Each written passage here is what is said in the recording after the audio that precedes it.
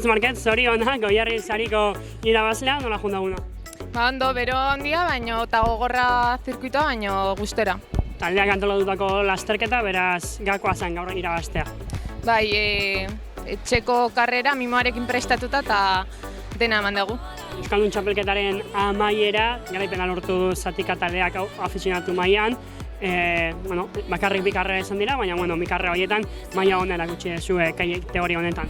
Bai, pena hain karrera gutxi egotea, bi karrera bakarrik, baina saiatuga disfrutatzen eta egin dugu. Hendik ere denboraldi pixka geratzen da, helbururekin planteatzen duzu? Gelditzen den gutxia disfrutatu eta dena eman, orain zela. Sorte. Eskerrik asko.